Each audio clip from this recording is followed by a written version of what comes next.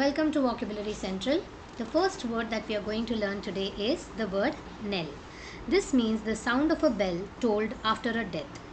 For example, when we want to signify something coming to an end or a warning of something happening.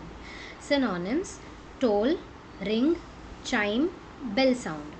Each of the above words captures the essence of a bell sound, which is often associated with significant events. Sentences. The first sentence, the knell of the church bell marked the end of the funeral.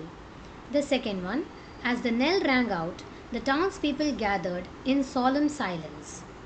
The third sentence, the distant knell of the bell was a reminder of the tragedy that had befallen.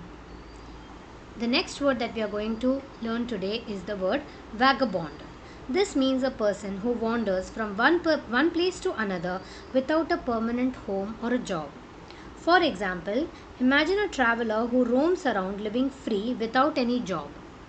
Synonyms: drifter, nomad, wanderer, rover, gypsy. Each of these words captures the essence of someone who moves from place to place without any permanent home. Sentences. The first one, Mithali lived a vagabond life, always on the move and exploring new places. The second one, sometimes leading a vagabond life can help us find the meaning in life. The third one, the novel tells the story of a vagabond who traveled various countries and worked temporary jobs to survive. The next word that we are going to see today is the word music. The art of arranging sounds in a way that is pleasant to the ears. For example, we can think of music as a way to express our emotions, tell stories through sound. Synonyms of this word: melody, rhythm, harmony, symphony, tune. Each of these words captures a different aspect of music. Sentences. The first one, music has the power to bring people together. The second sentence, Sheetal loves to listen to classical music while doing mathematics.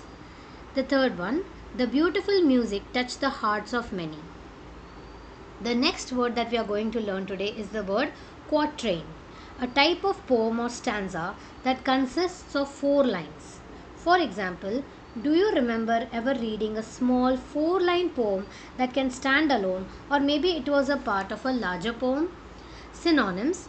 As quatrain is a specific type of poem, it does not have many direct synonyms, but some related words are stanza, couplet, that is a 2-line stanza, verse, a tercet, that is a 3-line stanza, and a quintain, a 5-line stanza. Each of the above words refers to different structures in poetry. Sentences.